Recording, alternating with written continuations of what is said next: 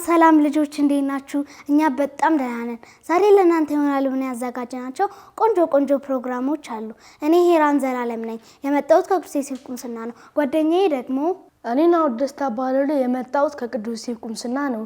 ዛሬ ልዩ ፕሮግራሞችን ይዘላችሁ ቀርበናል። በመጀመሪያ አባ በቀለ የሚያስተምሩ መንፈሳዊ ትምህርት፣ ድራማ፣ ትረካና ክራፍት እናቀርብላችኋለን። እኔና ሄራን በኋላ ተመልሰን እንመጣለን። እስከ ፕሮግራማችን ፍጻሜ ድረስ ቅዳሜን ከኛ ጋር ዋሉ።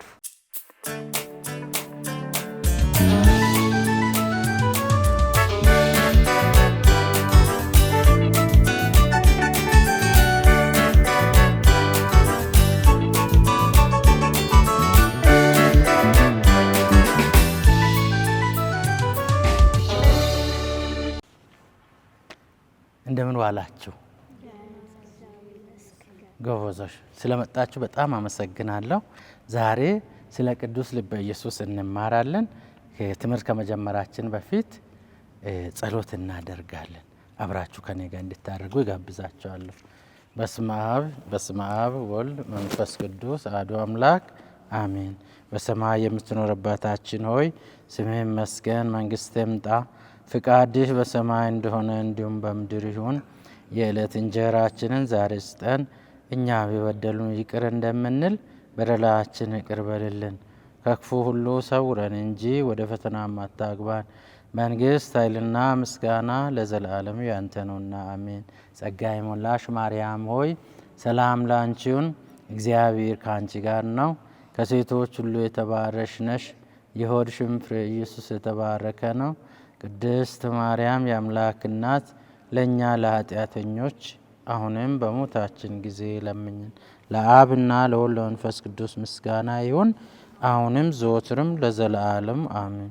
በስመ አብ ወልድ መንፈስ ቅዱስ አሐዱ አምላክ አሜን። የተወደዳችሁ ልጆች ዛሬ የምንማረው ስለ ቅዱስ ልበ ኢየሱስ ይሆናል። ቅዱስ ልበ ኢየሱስ አንድ ደቂቃ ስዕሉን እንድታዩ እጋብዛችኋለሁ። በኋላ ትምህርት ላይ ስንገባ ሙሉ ትኩረታችሁን ወደ እኔ እንድታደርጉ። ቅዱስ ልበ ኢየሱስ ስዕሉ በዚህ መልኩ ነው።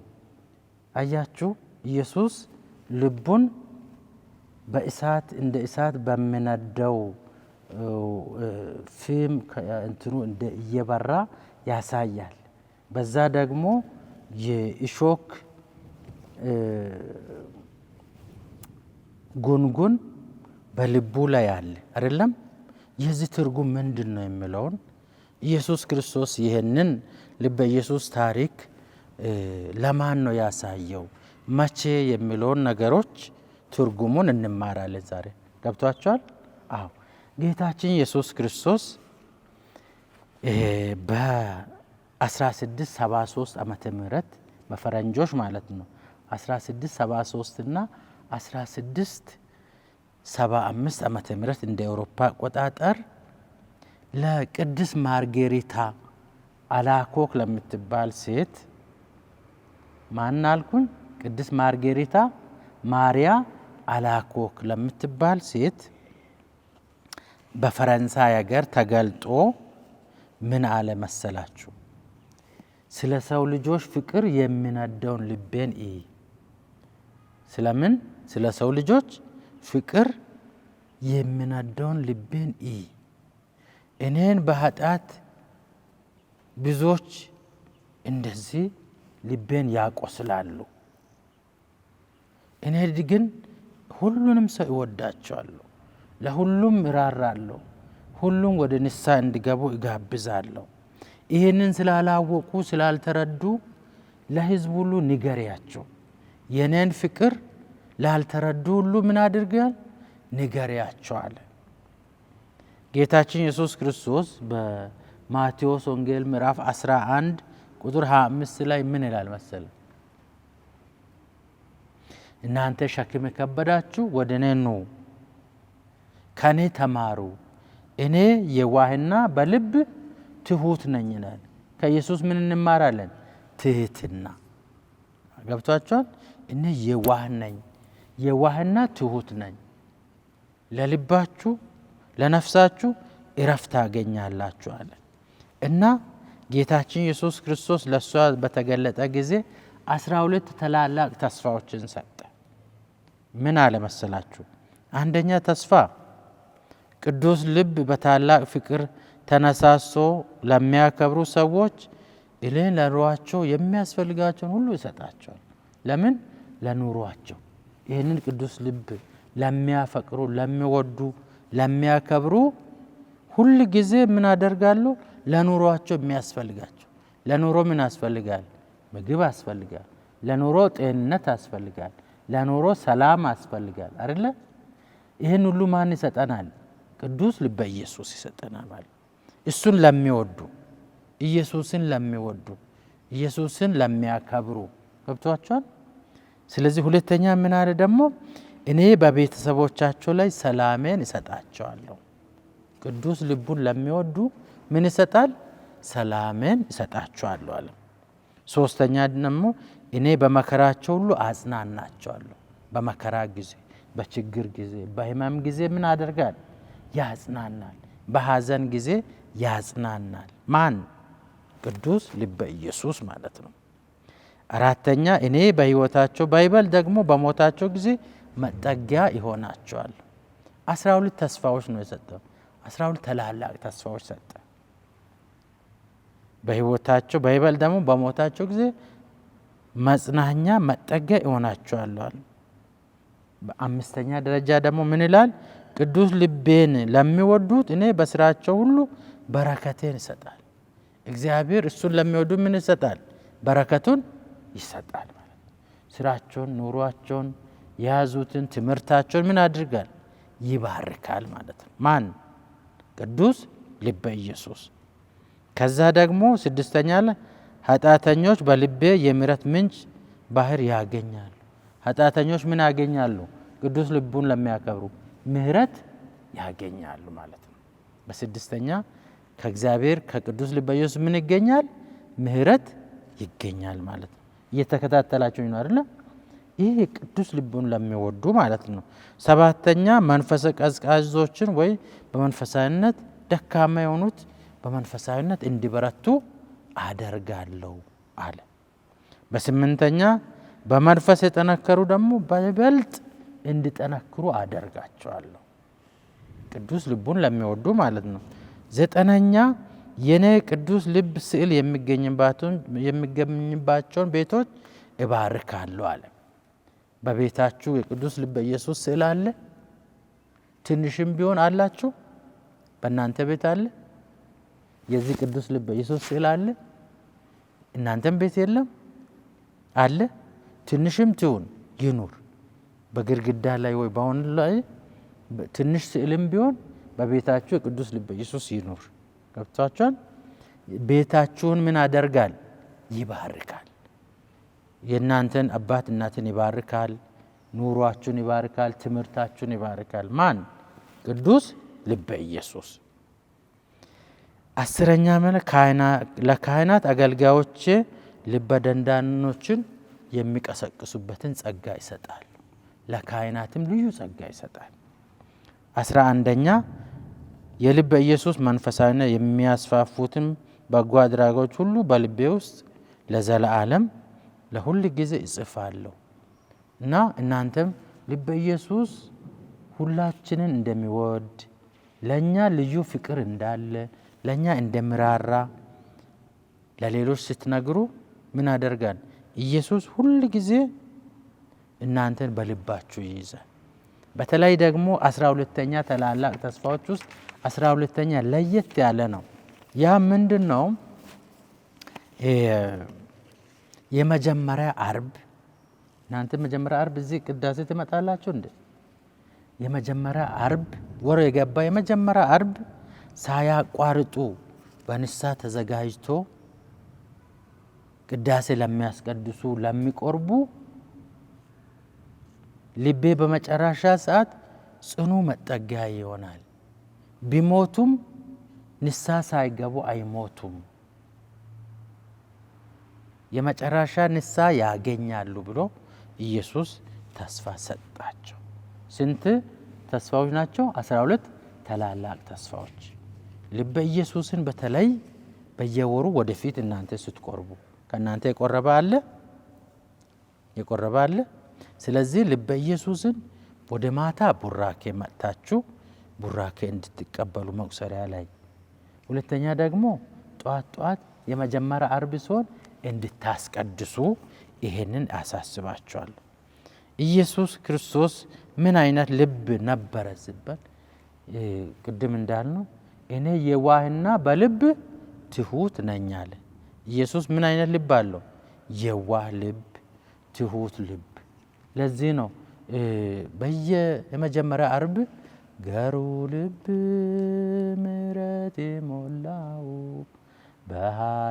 በኃጢአተኛ ስንወጋው እምብማይል ማረኝ ለምለው ጥቂት እንኳን ትንሽ ግም የለውም ኢየሱስ። ስለዚህ ኢየሱስ ልብ ቂም የማይዝ ገር፣ ሩሩ፣ አዛኝ፣ መልካም አባት ነው። ስለዚህ ለዚህ ምን እንላል መሰላችሁ? በየመጀመሪያ አርብ ቅዱስ ልበ ኢየሱስ ሆይ ስንል ልባችንን እንደ ልብ አስመስልልን እንላለን። ስለዚህ ኢየሱስ ትሁት፣ የዋ፣ ገር። ሰዛ ምን አለ? ከኔ ተማሩ። ከማን ነው የምንማረው? ከኢየሱስ ክርስቶስ። ምን? ትህትናን፣ ደግነትን፣ ይቅርባይነትን፣ ፍቅርን፣ የዋህነትን። ገብቷችኋል? አዎ። በማንም ፊት እናንተ ከኔ እኔን አትበሉ። ትሁታን ሁኑ፣ ሰውን የምትወዱ ሁኑ። ሰው ቢበድላችሁ ደግሞ ይቅርባዮች ሁኑ። ተረታችሁኛል? በጣም ጎበዞች። ስለዚህ ኢየሱስ ለሁላችን ገር ነው፣ ለሁላችን ሩሩ ነው፣ ለሁላችን አዛኝ ነው። ይሄንን ነው ለቅድስት ማርጌሪታ ማርያ አላኮ ለዓለም ሁሉ ንገሪ፣ እኔ እኮ እወዳቸዋለሁ፣ ኃጢአተኞችንም ጭምር እወዳቸዋለሁ፣ ትልልቆችን ትንንሾችን ሁሉንም እወዳቸዋለሁ። ይሄን መውደደ ብዙዎች አልተረዱም፣ እምቢ ብሎ ወደ ኃጢአት ይሄዳሉ ብሎ ነገራቸው። ስለዚህ ቅዱስ ልበ ኢየሱስን እንድትወዱ ቤተክርስቲያን መጥታችሁ እንድትጸልዩ፣ ገብቷችኋል? በቤታችሁም ስዕል አስቀምጣችሁ ሁል ጊዜ እንድታከብሩ እጋብዛችኋለሁ። በትህትና እንድትኖሩ እንደ ክርስቶስ የዋሆች ይቅርባዮች እንድትሆኑ። እሺ፣ ተረታችሁኛል? አዎ። የቅዱስ ልበ ኢየሱስ ትርጉም ይሄ ነው። በዚህ እንድንኖር እግዚአብሔር ጸጋውን ያብዛልን። ለአብና ለወልድ ለመንፈስ ቅዱስ ምስጋና ይሁን፣ አሁንም ዘወትርም ለዘላለም አሜን።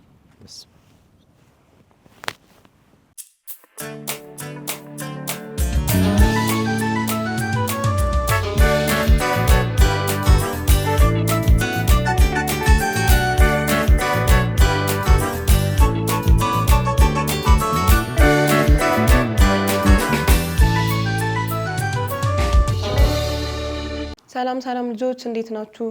እንግዲህ ዛሬም በክራፍት ፕሮግራማችን ድጋሜ ተገናኝተናል። እኔ ተስፋነሽ አማረና ማሌክና እንዲሁም ሩሃማ አብረውኝ ይገኛሉ።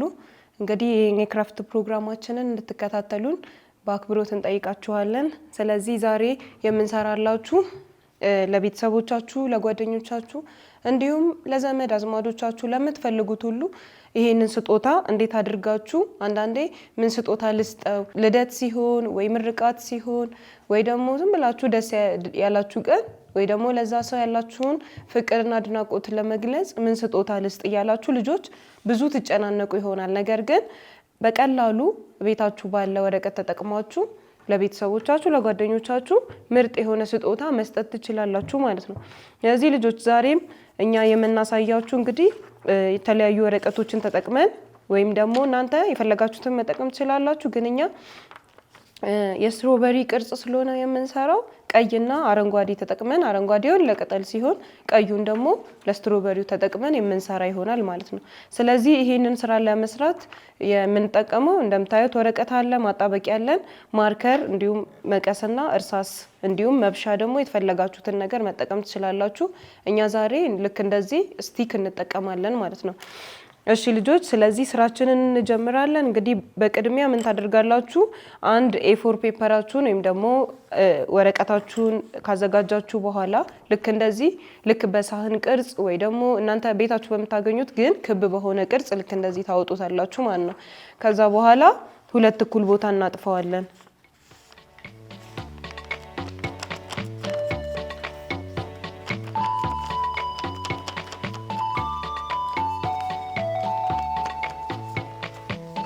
ስለዚህ ሁለት እኩል ቦታ ካጠፈን በኋላ ድጋሚ ደግሞ በተቃራኒ እኩል ቦታ እናጥፈዋለን ማለት ነው።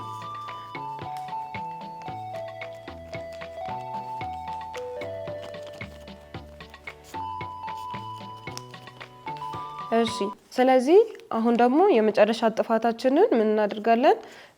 እዚህ ጋር ያለውን ጠርዝና ጠርዙን አገናኝተን ደግሞ ድጋሚ እናጥፈዋለን ማለት ነው። ያ ማለት እዚህ ጋር መሃል ላይ ወይም ሴንተሩ ላይ እንትን ማለት መታጠፍ አለበት ማለት ነው።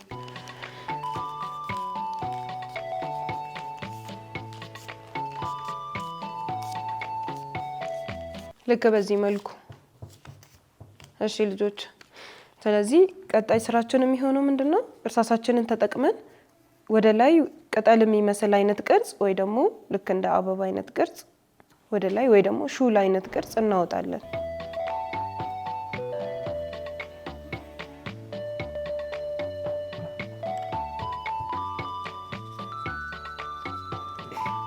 እሺ ስለዚህ ካወጣን በኋላ ይሄንን ቅርጽ አሁን መቁረጥ ይሆናል ስራችን ማለት ነው። እቺን ከዳርና ከዳር ያለችውን ያወጣናትን ፓርት እንቆርጣታለን።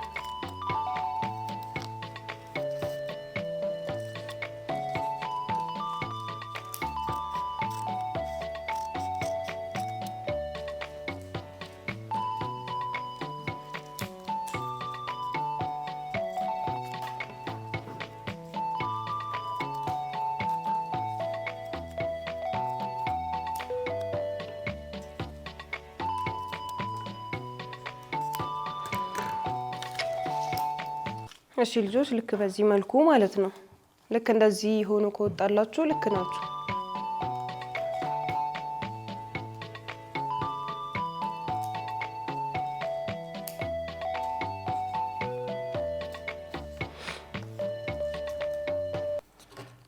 እሺ ከዛም እንዘረጋዋለን። ልክ እንደዚህ በዚህ መልኩ ይሆናል ማለት ነው። ስለዚህ ልጆች ከዚህ በኋላ የሚሆነው ምንድነው? ልክ ከሰራናቸው ወይም ከታጠፉት ከነዚህ ውስጥ አንዱን ቆርጠን እናወጣዋለን። አንዱን ብቻ።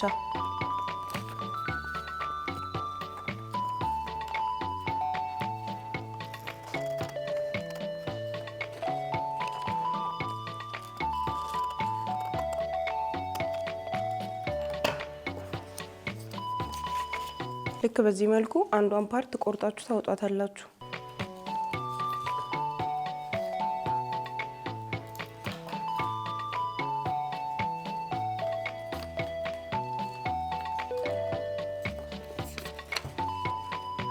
እሺ ልጆች ስለዚህ ልክ እንደዚህ ጎዶሎ ይሆናል ማለት ነው። ከዛ በኋላ ምንድነው የምናደርገው?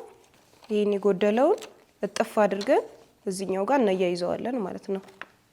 ስለዚህ ለማያያዝ ደግሞ ግዴታ ግሉ መቀባት ስላለብን ዳሩ ላይ ግሉ እንቀባለን።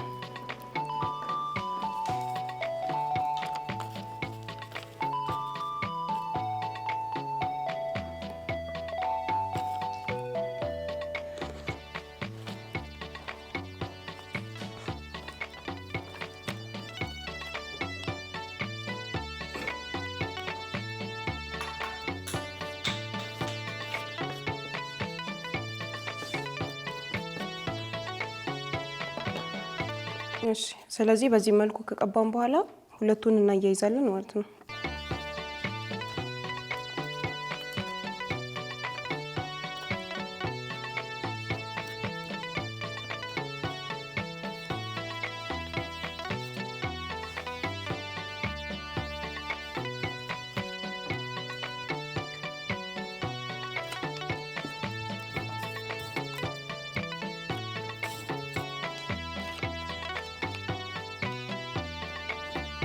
እሺ ልጆች ስለዚህ ልክ በዚህ መልኩ አያይዘን ከጨረስን በኋላ አሁን ምንድነው የምናደርገው?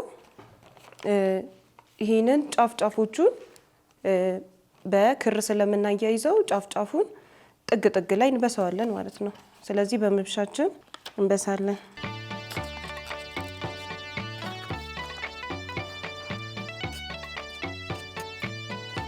ክር እንዲያስገባ አድርጋችሁ መብሳት ትችላላችሁ ማለት ነው።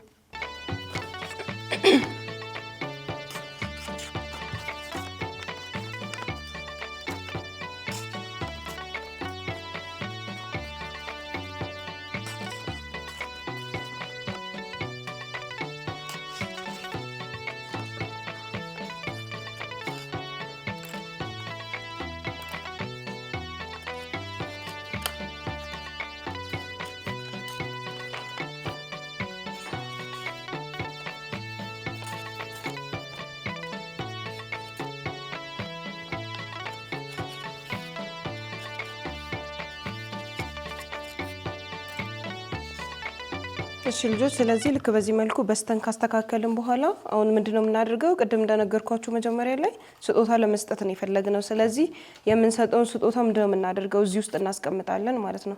ስለዚህ የእጅ ጌጥ ሊሆን ይችላል፣ የአንገት ጌጥ ሊሆን ይችላል፣ ቸኮሌት ሊሆን ይችላል። የፈለጋችሁትን ነገር እናንተ ያዘጋጃችሁትን ነገር እዚህ ውስጥ ታስቀምጡና ከዛ በኋላ ምን እናደርጋለን? ይሄንን የበሳነውን ክሮቻችንን ተጠቅመን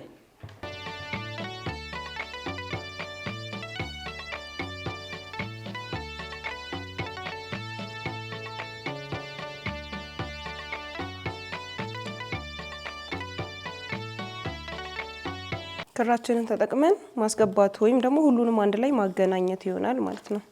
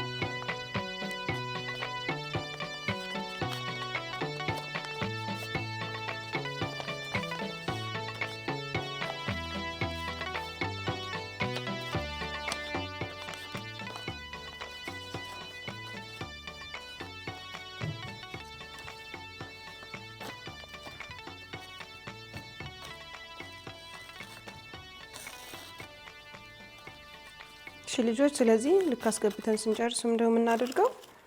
ገመዳችንን በደንብ ወደ ውስጥ እንሰባዋለን ማለት ነው። ምክንያቱም አንድ ላይ እንዲገናኙና የስትሮበሪው ቅርጽ እንዲመጣለን ማለት ነው።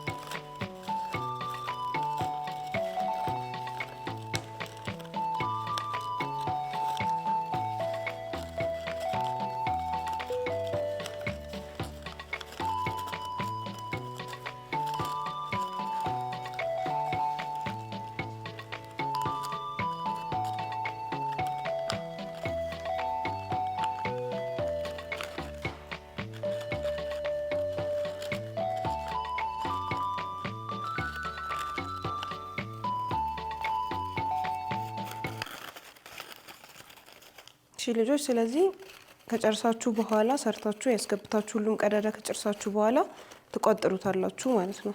ክራችሁን ትቋጥራላችሁ።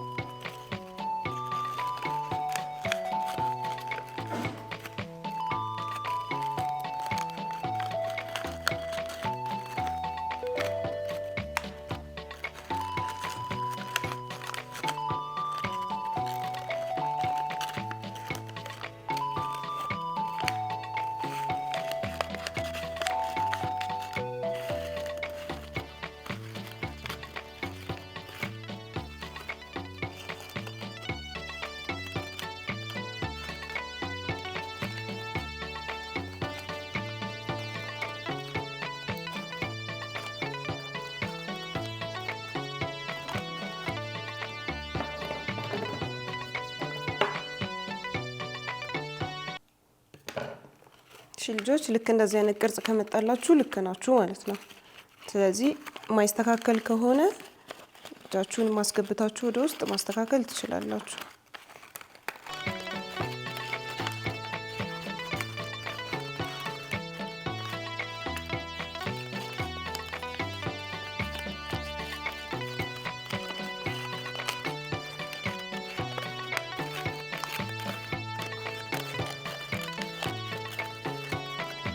እሺ ስለዚህ አሁን የመጨረሻው ስራችን ደግሞ የሚሆነው ምንድነው? ከላይ ያለችውን ወይም ደግሞ ከላይ የምትደረገውን ወይም ደግሞ እንደ መዝጊያም የምንጠቀማትን ከላይ የምናስቀምጣትን ቅጠል የምንሰራ ይሆናል ማለት ነው። ስለዚህ ቅጠሉን ለመስራት ግማሽ ወረቀት መጠቀም ትችላላችሁ።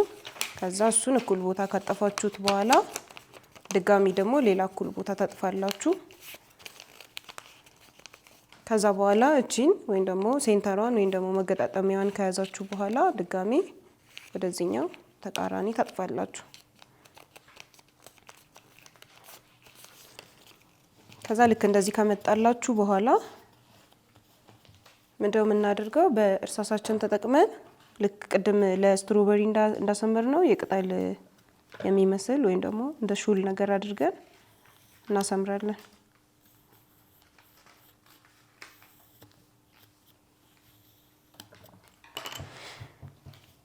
ስለዚህ ቆርጠን ማውጣት ይሆናል ማለት ነው። የቀረውን ያልተሰመረውን ወይም ከውጭ ያለውን ቆርጠን እናወጣዋለን።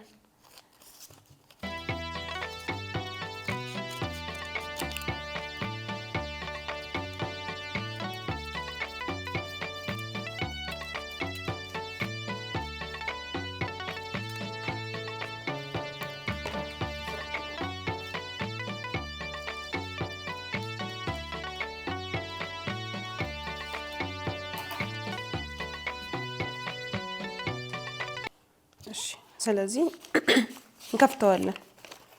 ልክ እንደዚህ ሆኗል ማለት ነው። ስለዚህ ልጆች አይታችሁ ከሆነ ስትሮበሪ ጫፍ ጫፋቸው ላይ ልክ እንደዚህ አይነት ቅጠሎች አሉ። ስለዚህ ምን እናደርጋለን? በፈለጋችሁት ገጽታ በጀርባ ወይ በፊት ትቀቡና ማጣበቂያችሁን ትቀቡና ከዛ ስትሮበሪው ጋር ማጣበቅ ይሆናል ማለት ነው።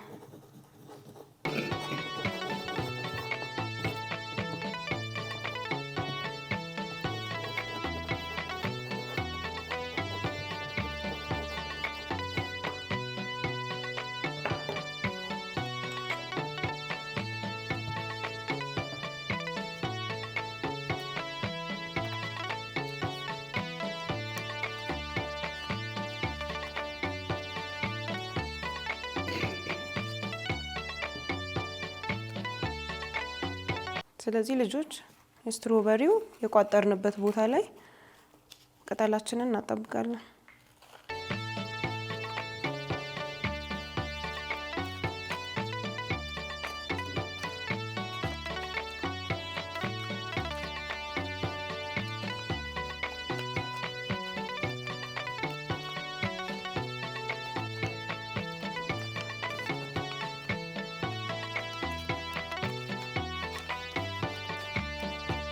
ልክ በዚህ መልኩ ይመጣላችኋል።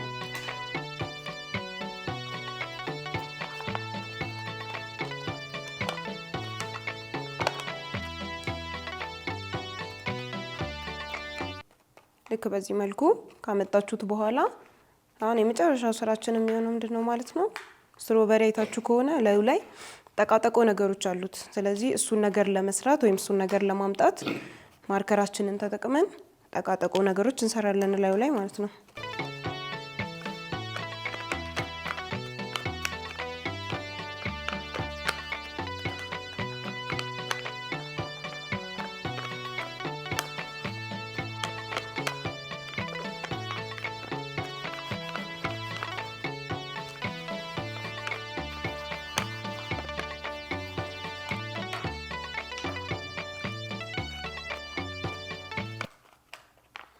አያችሁት እንዴት እንደሚያምር? በጣም የሚያምር ስራ ነው። ቁጭ ወይም ደግሞ በቃ በትክክል ስትሮበሪውን ነው የሚመስለው ማለት ነው። ስለዚህ ውስጡ ምን አለ ስንል ለቅድም እንዳልኳችሁ መጀመሪያ መግቢያ ላይ እንዳልኳችሁ ለጓደኞቻችን ወይ ለቤተሰቦቻችን ለፈለጋችሁት እናንተ ለፈለጋችሁት ሰዎች የምትሰጡት ስጦታ ውስጡ አድርጋችኋል ማለት ነው። ስለዚህ ልክ እንደዚህ ሲያዩት በራሱ በጣም የሚያምርና ውብ የሆነ የስጦታ መያዣ ወይም የስጦታ እቃ በዚህ መልኩ ሰርታችሁ ለጓደኞቻችሁ፣ ለቤተሰቦቻችሁ፣ ለወዳጆቻችሁ ሁሉ ልጆች ለጓደኞቻችሁ አብሶ በትምህርት ቤት በምትሆኑበት ጊዜ ከጓደኞቻችሁ ጋር ስለሆነ ብዙ ጊዜ የምታሳልፉት ለነሱ ያላችሁን ፍቅርና አክብሮት እንዲሁም ለነሱ ያላችሁን ስሜት በዚህ መልኩ መግለጽ ትችላላችሁ። ስለዚህ እስቲ ለልጆች እናሳያቸው። በዚህ መልኩ ስትሮበሪያችን አልቋል ማለት ነው። ስለዚህ ልጆች ስለተከታተላችሁንና አብራችሁን ስለሰራችሁ እናመሰግናለን። ቀጣይ እስከንገናኝ ድረስ መልካም ሳምንት።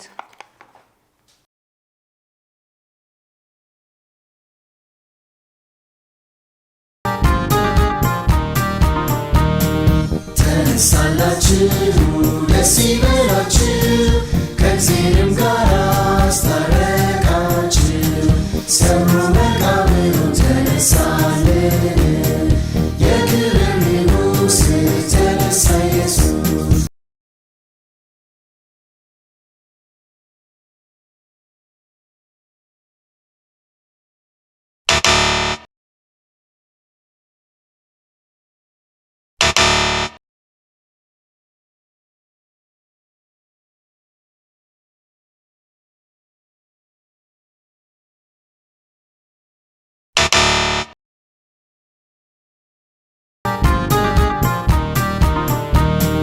ተነሳላችሁ ደስ ይበላችሁ ከእግዚአብሔርም ጋር አስታረቃችሁ ሰሙ መቃብሩን ተነሳልን የክብር ንጉሥ ተነሳ ኢየሱስ።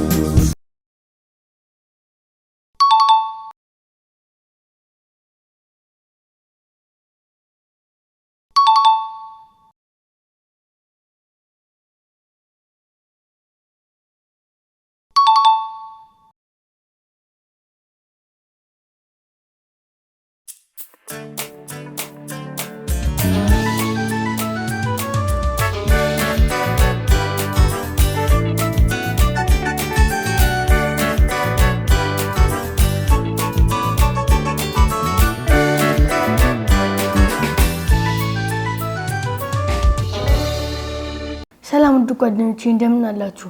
እኔ ናትናኤል ደስታ ነኝ። በሰላም ካቶሊክ ቴሌቪዥን በሚዘጋጀው ልጆች ፕሮግራም መንፈሳዊ ትረካ ይዤላችሁ መጥቻለሁ። ልጆች የዛሬው ፕሮግራማችን ዋና ርዕስ ቅዱስ ልበ ኢየሱስ ነው። የኢየሱስ ቅዱስ ልብ ማለት ኢየሱስ ለእኛ ለሰዎች በተለይ ደግሞ ለእኛ ለሕፃናት ያለው ማለቂያ የሌለው ትልቅና ጥልቅ ፍቅር ማለት ነው። እጅግ ስለሚወዳችሁ የኢየሱስ ቅዱስ ልብ የምትወዱት ትረካ አቀርብላችኋለሁ። ጥሩ ትምህርት ታገኙበታላችሁ። ተከታተሉኝ እሺ። ኢየሱስ ለእኛ ያለው ፍቅር እንደ እሳት ሞቃት ብሩህና ፈጽሞ የማይጠፋ መሆኑን ያሳያል። መስቀል ጌታችን ኢየሱስ እኛን ለማዳን ሲል መከራ መቀበሉንና ምንም ያህል ብናጠፋም ሁልጊዜ ይቅር እንደሚለን ይነግረናል። እስቲ እናታችሁን ወይም አባታችሁን አስቡ። አንድ ቀን ማታ በጣም ጨልሞ ልትፈሩ ትችላላችሁ። ወይም ስትጫወቱ ወድቃችሁ ጉልበታችሁ ልትላጡ ትችላላችሁ። ያኔ እናታችሁ ወይም አባታችሁ በፍጥነት መጥተው አቅፎ ሲስማችሁ ፍርሃታችሁና ህመማችሁ ሁሉ ይጠፋል አይደል? ያ የእናትና የአባት ጥልቅ ፍቅር ነው።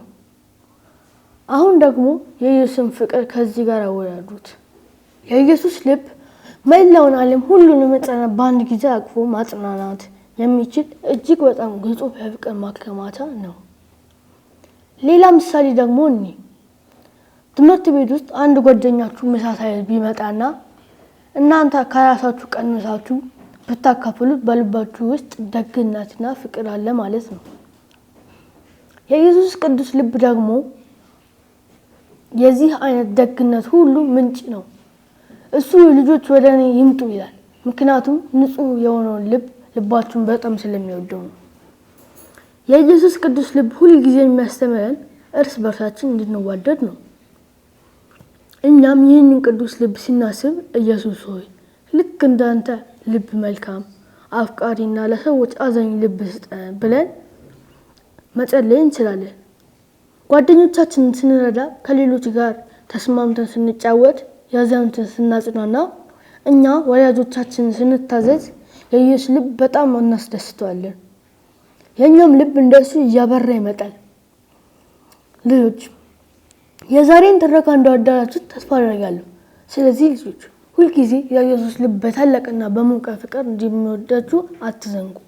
እናንተም እርስ በርሳችሁ ተዋደዱ። ልጆች ስለታመታችሁን በጣም አመሰግናለሁ።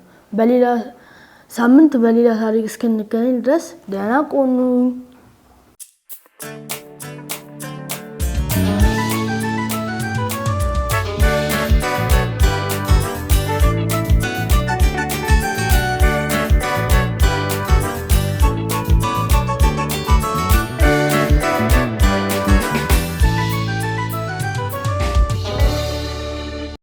ተመልሰን መተናል። ልጆች እንዴት ነበር? ጥሩ ነበር ፕሮግራማችን? አስተያየት የምትጽፉ ካላችሁ በአድራሻችን ጻፉልን። ዛሬ ባያችሁት ነገር በትምህርት ቤት፣ በቤት እና በአካባቢ እንደምትተገብሩት ተስፋ እናደርጋለን። በቀጣይ ሳምንት በሌላ መንፈሳዊ ፕሮግራም እስከምንገናኝ ድረስ እንወዳችኋለን። ቻው ቻው።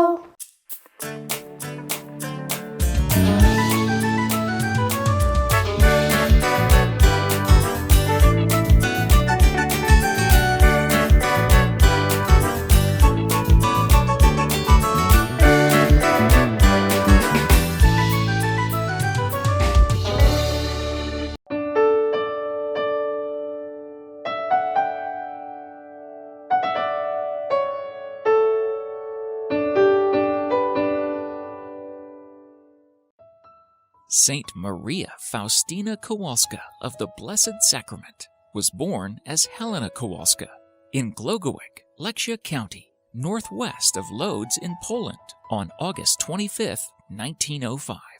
She was the third of 10 children to a poor and religious family. After her baptism in the nearby parish church of Swaniswarki, she was given the name Helena. During her childhood, she distinguished herself by acts of devotion, her love for prayer, hard work, obedience, and a tremendous sensitivity to human misery.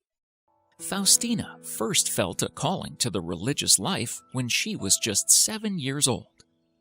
Despite completing only 3 years of schooling, in her diary, she clearly described what she wanted to achieve in a simple, precise manner, without any ambiguity. It was in the 7th year of my life, for the first time, I heard God's voice in my soul.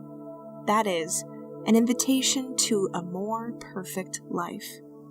But I was not always obedient to the call to grace. I came across no one who would have explained these things to me. After finishing her schooling, Faustina went immediately to join a convent. Instead, at 16 years old, Faustina became a housekeeper to help her parents and support herself. At the age of 16, she left her family home for the nearby city of Alexandro and then moved to Lodz, where she worked as a servant to support herself and to help her parents. During this period, the desire to join a convent was gradually growing inside her. Since her parents were against it, young Helena tried to postpone God's call. Years later, she wrote about this in her book. Once I was at a dance with one of my sisters, and while everybody was having a good time, my soul was experiencing internal torments. As I began to dance, I suddenly saw Jesus at my side. Jesus racked with pain, stripped of his clothing, covered with wounds, who spoke these words to me. How long shall I suffer, and how long will you keep deceiving me? At that moment, the charming music stopped, and any company vanished from my sight. There remained Jesus and I. I took a seat by my dear sister, pretending to have a headache to hide what had taken place in my soul. After a while, I slipped out unnoticed, leaving my sister and all my companions behind, and made my way to the Cathedral of St. Stanislaus Kost. It was almost twilight. There was only a few people in the cathedral. Paying no attention to what had happened around me, I fell prostrate before the Blessed Sacrament and begged the Lord to be good enough to allow me to understand what I should do next.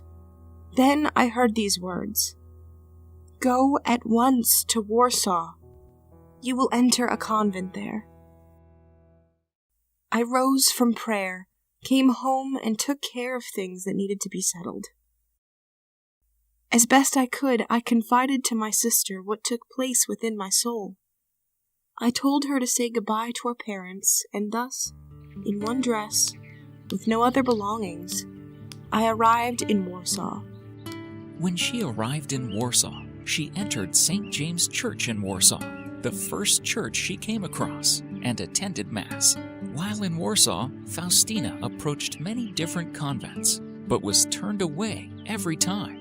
She was judged on her appearances, and sometimes rejected for poverty. Finally, the Mother Superior for the Congregation of the Sisters of Our Lady of Mercy decided to take in Faustina on the condition that she could pay for her own religious habit. Working as a housekeeper, Faustina began to save her money and make deposits to the convent. On April 30th, 1926, at 20 years old, she finally received her habit and took the religious name of Sister Maria Faustina of the Blessed Sacrament, and in 1928 she took her first religious vows as a nun. In her diary, she described her feelings when joining the convent. It seemed to me that I had stepped into the life of paradise. A single prayer was bursting forth from my heart, one of thanksgiving. She was assigned to work in various houses of the congregation, spending the longest periods of time in Krakow, Plock, and Vilnius, working as a cook, gardener, and doorkeeper. Her rigorous lifestyle and exhausting fasting, which she was undertaking even before joining the congregation, weakened her body to a great extent. Soon after, she began to show the first signs of her illness and was sent away to rest.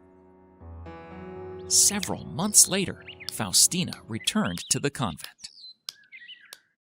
In 1931, Faustina was visited again by Lord Jesus. He presented himself as the King of Divine Mercy, wearing a white garment with red and pale rays coming from his heart. In her diary, Faustina wrote, In the evening, when I was in my cell, I became aware of the Lord Jesus clothed in a white garment. One hand was raised in blessing, the other was touching the garment at the breast.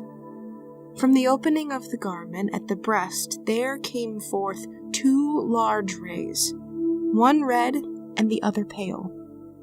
In silence I gazed intently at the Lord. My soul was overwhelmed with fear, but also with great joy. After a while, Jesus said to me, "Paint an image according to the pattern you see, with the inscription, 'Jesus, I trust in you.'" Even though she didn't know how to paint, Saint Faustina attempted to sketch the vision of Christ with charcoal and canvas, but she didn't have much success. She turned to our Lord for help, and He told her that He would send her visible help with the task of creating the image. Shortly afterward, she was sent to a convent in Vilnius to work as a gardener. While at Vilnius, she met Father Michael Sapako, who had been recently appointed as a confessor for the nuns in the convent. He listened to Faustina's story about the vision of divine mercy and her desire to create an image of Christ. Father Sapako was concerned about Faustina. Father Sapako insisted she be evaluated by a psychiatrist. Faustina passed all of the required tests and was determined sane, leading Sapako to support her religious efforts. Sapako encouraged her to start keeping a diary and to record all of her conversations with Jesus. He then contacted the artist Eugene Kazimierowski, who painted the first image of divine mercy for Saint Faustina. In the painting, Christ is shown raising his hand in blessing, while also pointing to the two rays that flow from his chest. One of the rays is red, which symbolizes the blood of Jesus. The white ray symbolizes the water that saves souls. The entire image brings to mind charity, forgiveness, and God's incredible love for his children. During the following year, Faustina attempted to set up a new congregation for divine mercy, but was reminded that she was perpetually vowed to her current order and sent back to Warsaw. Her entire life, in imitation of Christ's, was to be a sacrifice, a life lived for others. At the Divine Lord's request, she willingly offered her personal sufferings in union with him to atone for the sins of others. In her daily life, she was to become a doer of mercy, bringing joy and peace to others.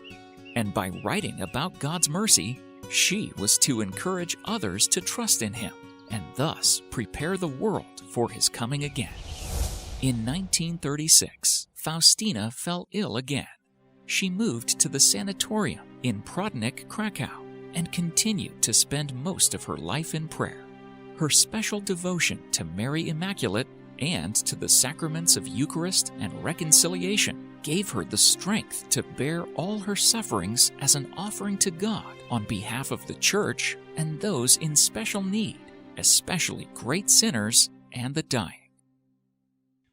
In 1937, the first holy cards with the Divine Mercy image were created, and Faustina provided instructions for the Novena of Divine Mercy, which she reported as a message from Jesus. Throughout the rest of 1937, the Divine Mercy image continued to be promoted and grow in popularity.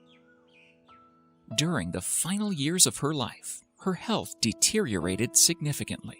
She developed tuberculosis, which attacked her lungs and gastrointestinal tract. As a result, she underwent 2 periods of hospital treatment, each lasting a few months. Physically ravaged, but spiritually entirely mature, being mystically united with God, she died in Kraków-Lajwaniki on October 5, 1938, in the odor of sanctity, having lived for only 33 years, including 13 years of monastic life. The message of mercy that Sister Faustina received is now being spread throughout the world. Her diary, Divine Mercy in My Soul, has become the handbook for devotion to the Divine Mercy. After St. Faustina's death, the Divine Mercy devotion spread quickly. By 1951, over 150 religious centers dedicated to Divine Mercy could be found in Poland. Let me tell you the story of a unique and mysterious Eucharist miracle the saint experienced. In a passage dated in the late 1920s, she shares a number of fascinating stories about her personal encounters with Jesus Christ, both in apparitions and in the Eucharist. One amazing story stands out that took place while she was praying in her Covenants Chapel. One day Jesus said to me, "I am going to leave this house because there are things here which displease me." Then something strange happened. the Eucharist left the tabernacle on its own and flew to her. And the host came out of the tabernacle and came to rest in my hand. The Blessed Eucharist, which is Christ's body, blood, soul, and divinity, had miraculously started moving around the room and landed in her hand. Was she scared? Confused? Well, here is how the saint responded. I, with joy, placed it back in the tabernacle. But the Eucharist kept moving. This was repeated a second time, and I did the same thing. Despite this, it happened a third time. After the third time, though, something new happened. The host was transformed into the living Lord Jesus, who said to me, I will stay here no longer. Now, Jesus had told her twice that he wanted her to leave, and she has prevented him multiple times. After this second declaration, wouldn't you think a saint would relent? Not this saint. She confidently told our Lord that she just wouldn't let him leave the convent. She explains, At this, a powerful love for Jesus rose up in my soul. I answered, And I will not let you leave this house, Jesus. And again, Jesus disappeared while the host remained in my hands. Once again, I put it back in the chalice and closed it up in the tabernacle. This time, it was Jesus who relented. And Jesus stayed with us. But the Polish nun didn't leave it at that. Jesus had said he wanted to leave due to things here which displease me. So, in a very saintly manner, she took it on herself to try to atone for the problems. And that's all she says about the encounter. What an incredible story of a wonderfully personal and intimate encounter with our Lord. Saint Faustina Kowalska was beatified on April 18, 1993, and canonized on April 30, 2000, both by Pope St. John Paul II. Her feast day is celebrated on October 5th, and she is the patron saint of mercy.